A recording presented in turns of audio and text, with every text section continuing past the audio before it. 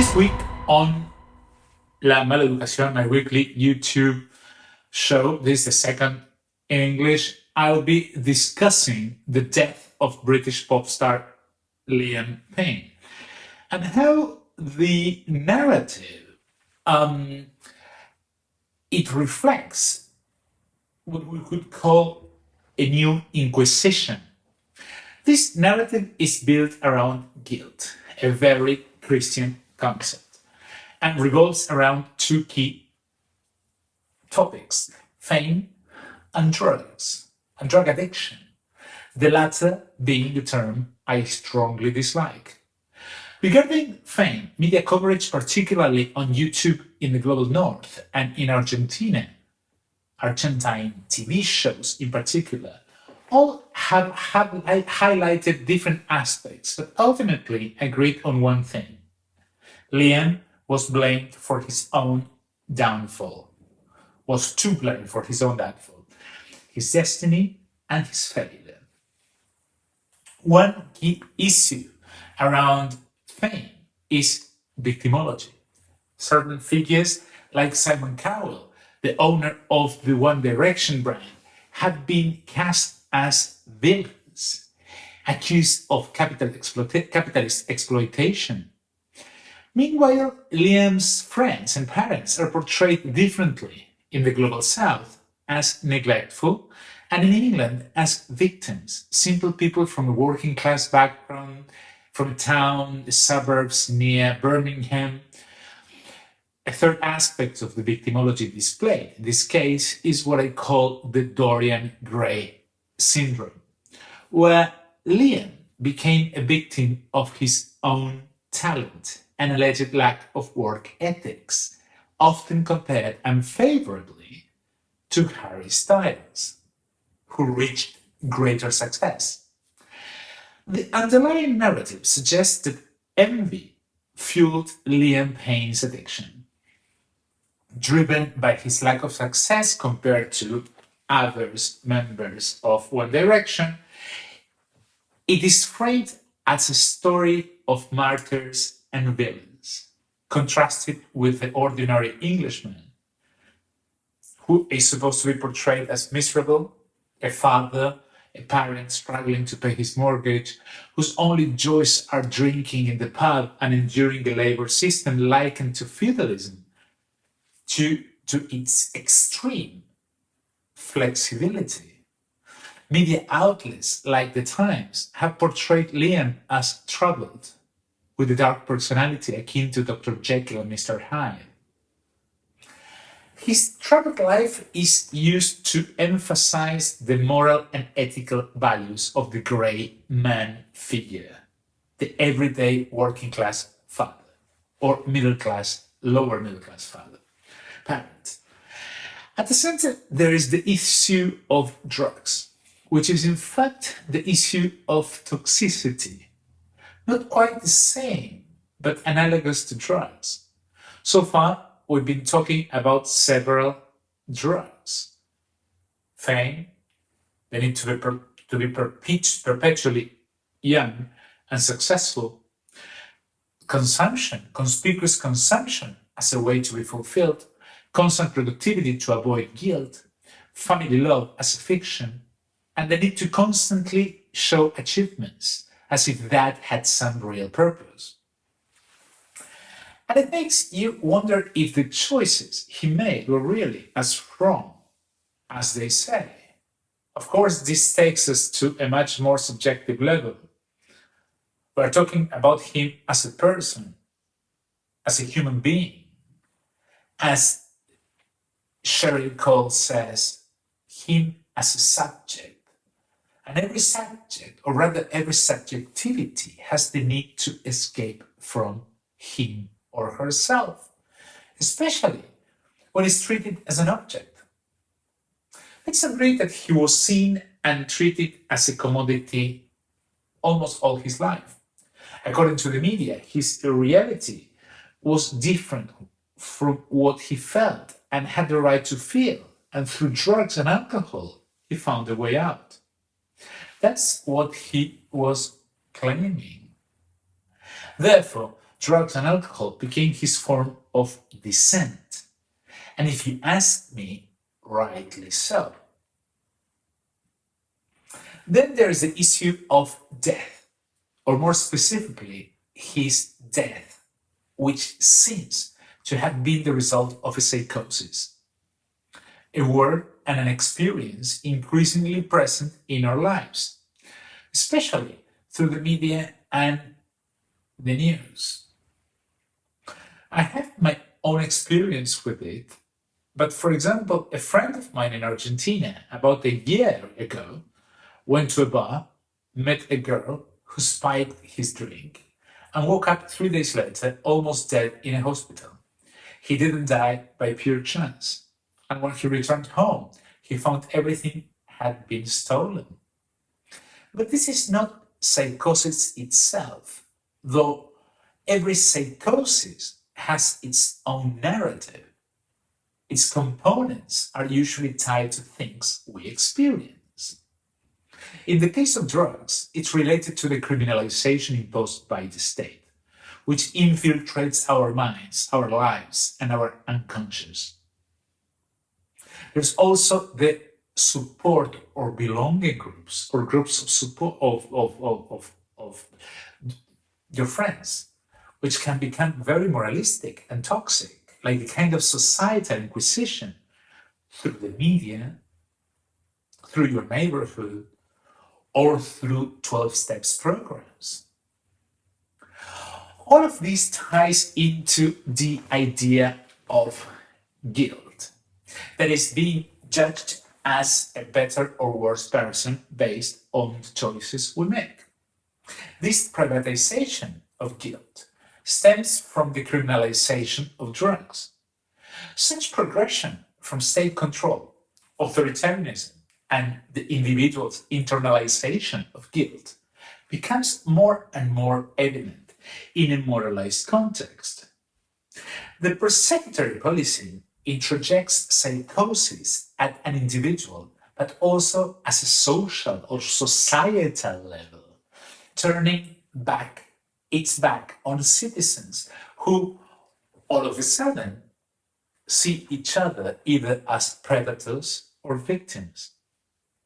In other words, the subject is not truly allowed to be free or make its own decisions about his or her own subjectivity.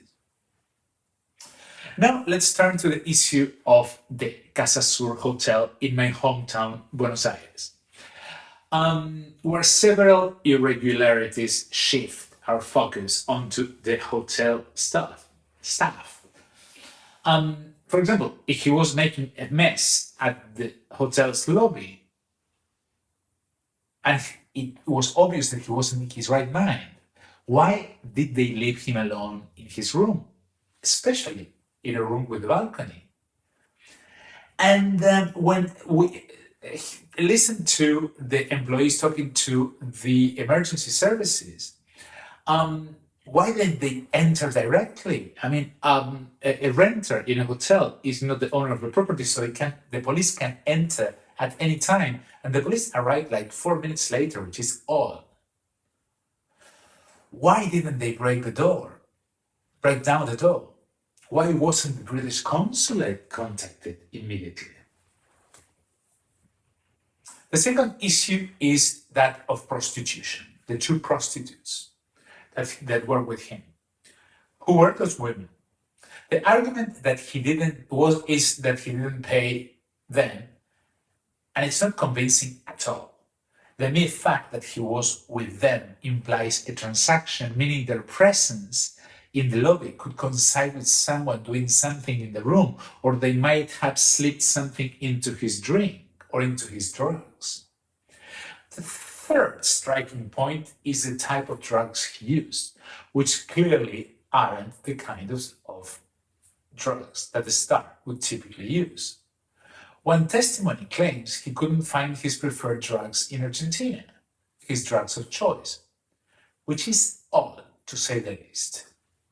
This raises questions about whether the low-quality drugs he consumed, like crack, which is very similar to Paco in Argentina, are fitting for someone of his status and means. Financial means. If he asked for drugs in the lobby and received them from a low-level dealer instead of a more reputable source, that's concerning in itself.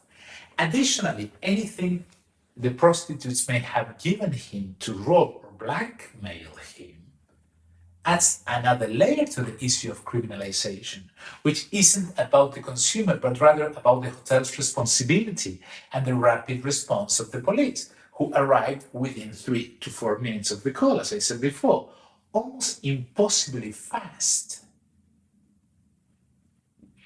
The final topic to address is recovery and therapy. I'm sorry to say that therapy often fails and that detoxification, the detox, can be helpful, but in reality, recovery is a process of self-discovery that clashes with the environment, or rather the habitat in which any of us, and this young man particularly, live or lived. In his case, the place of social media was determinant. In other words, due to social factors like his class and his job, Liam lacked the necessary tools. The problem is that instead of addressing these issues, the media, both in the global north, such as in England and the United States, and in Argentina and the rest of Latin America, tend to use these cases to feel better about their own grey, boring lives, focusing on the criminalization and moralization of others, when in reality their lives are probably more toxic than Liam's.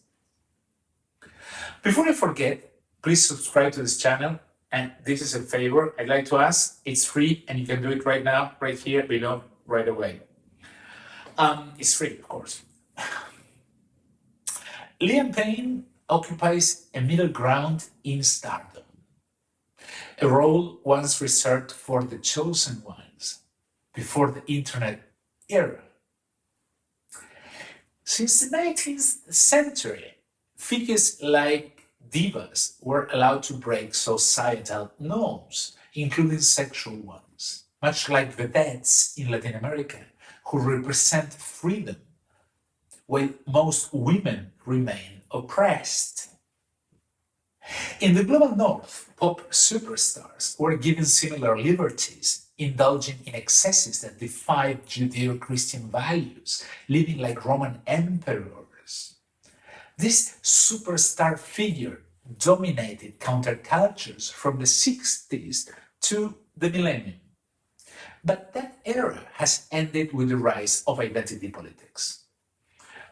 P. Diddy is an example, as issues like child protection until age 18 came into focus, connecting to figures like Liam. The diva, including figures like Madonna or Mariah Carey, does not fall into the generational attributed, the degeneration, the generación attributed to artists like Michael Jackson or P. Diddy. Despite being bisexual, the diva, Madonna for example, is a mother, which is a constant among lesbians and bisexuals within the culture of identity politics. In this context, they're allowed to maintain a lifestyle similar to their 19th century counterparts like Isadora Duncan or Sarah Bernhardt. But once they become mothers and fulfill patriarchal roles, they are allowed to do so. In Madonna's case, it includes charity and multiculturalism, such as adopting African children and putting them on stage with her in her concerts, playing the piano or dancing, which transforms her into a mother who integrates her work into her children's upbringing. This positions her on the right side of woke culture. Then there's the previously mentioned Dorian Gray syndrome, which affects artists like Lady Gaga, who, like Britney Spears, cannot maintain the same level of connection with their traditional audiences. In other words, superstars like Madonna managed to engage fans from other generations by constantly reinventing themselves. Identity politics and this new Inquisition have introduced the idea of fame tied to race and degeneration, or degenerates. For instance, in the cases of P. Diddy and Liam Payne, the latter faced cancellation due to his ex-girlfriend's accusation of harassment for sending too many text messages. This 2 weeks ago. This highlights the narrative that if a woman feels victimized and the other person is a male star, the media often frames it as abuse or sexual harassment. The question is, didn't she know who she was getting involved with? I'm referring to someone who enjoyed alcohol and drugs. I want to clearly separate the concept of addiction from everything I've discussed so far, which is a topic I'd like to address separately. Another issue highlighted in the media coverage, before getting into the topic of drugs, which mainly I already covered, is that Liam was never the chosen one in one direction. Within the group, he was often seen as the third or fourth intern of solo success. According to the narrative of perpetual success and productivity, this makes him a failure in the Dorian Gray sense. This failure is compensated by highly exposed personal life, visible sexuality, and cool aesthetics, bringing us back to the original Dorian Gray theme. I would also add the crucial role of the media, which I would divide into coverage during his life and coverage after his death. This naturally leads us to the main topic, drugs. Regarding the coverage during his life, Liam didn't live or build his career in the era of the traditional news circulation, but rather in a time of instant, almost simultaneous presence, for which we still haven't found the right term. Because it's not about circulation of news, it's almost like liquidity of news. This presence makes us feel as though we're in the same room with the person sharing in their cancellations, failures, successes, and even personal crises. This, of course, comes from social media, which has blurred the line between public and private life. While this could potentially be positive when managed in an extractive and capitalistic way, it becomes very dangerous, placing the individual in a constant state of theatrical presence or pose. The mask, the persona, devours all the rest. Liam lived in a time when social media acted as an echo chamber, feeding narcissism even if it wasn't inherent to him. Even if Liam wasn't naturally narcissistic, he inevitably had to become one, constantly trapped by how his fans perceived him, following him everywhere, cornering him at hotels worldwide. On top of that, his appeal as a singer was tied to his image as a fragile, romantic young man, while he also had to project a sort of empowered bisexuality or muscular presence with tattoos. This was coupled with the constant pressure to produce, both from himself and the media surrounding him. Produce content, produce scandal, produce songs. The YouTubers who speak with the most authority on social media these days are those who were close to Liam or involved during the One Direction era. I'm referring to those who work in online media, not necessarily traditional outlets, but the kind that the internet itself demands. A constant input of content, like a never-ending flow of lava.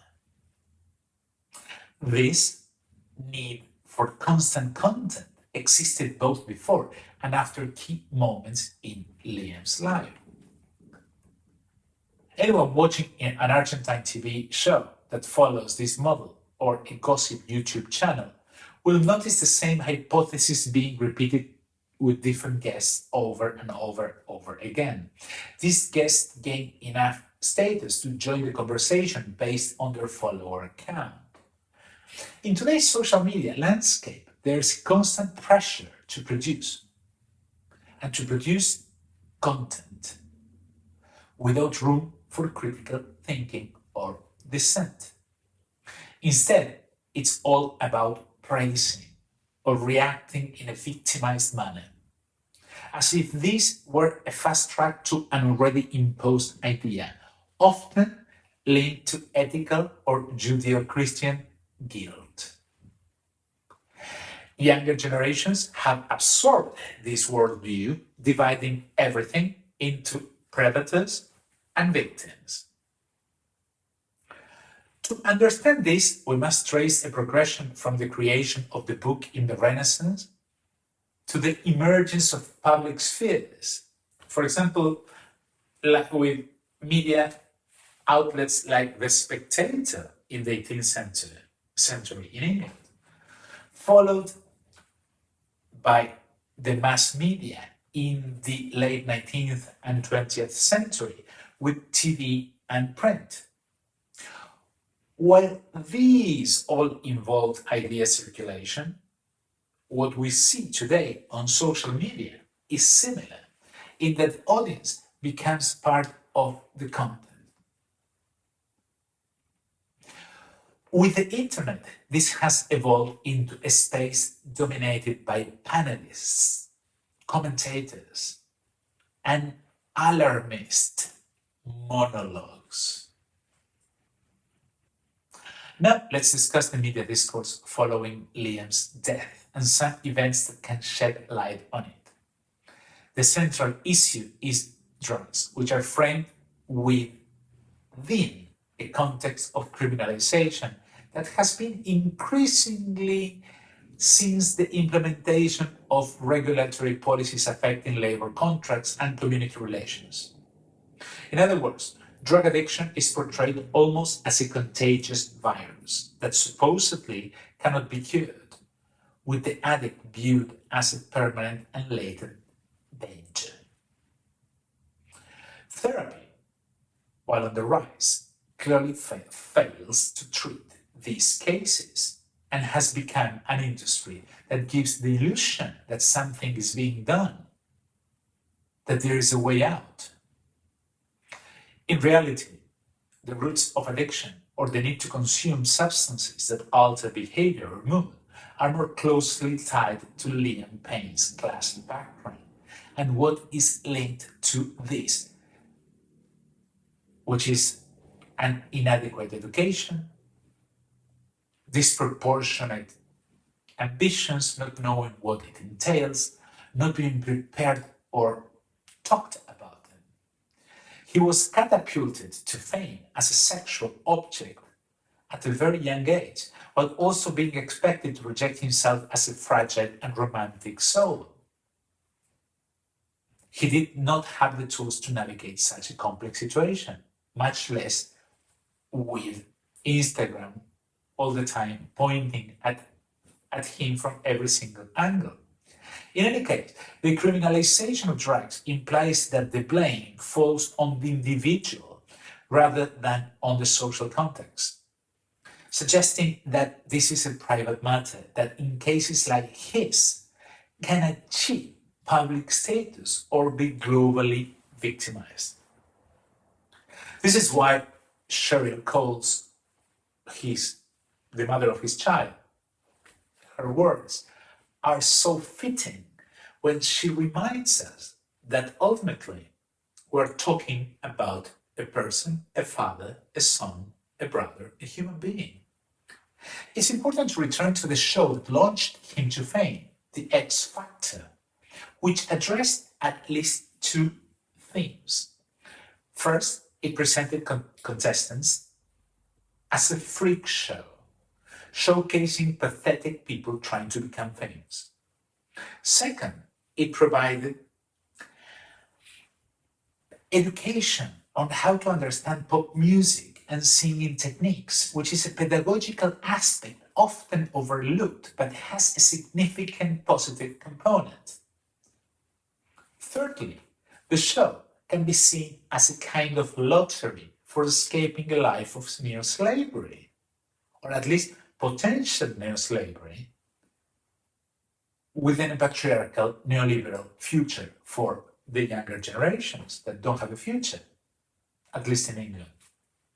In this context, the fate of any young person without inheritance is to marry, have children, pay a mortgage, and believe in the fiction of love as a source of happiness, all while living in constant fear of losing everything.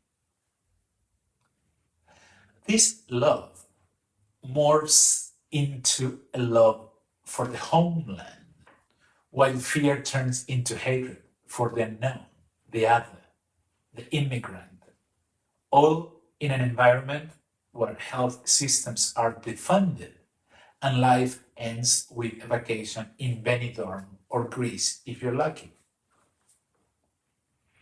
What affects me the most in Liam Payne's case is how his fame seemed to burden him with guilt, as if it were a matter of choice. This makes us reflect on the difference between living a long life or a brief one, but filled with intensity and vitality. The question arises, is it better to have lived the life and legacy of this young man of 31, remembering that Jesus himself died at 33, or to live 85 years in total monotony, enjoying only the simple things in life? Probably, I might have preferred Liam's life. I see you next week.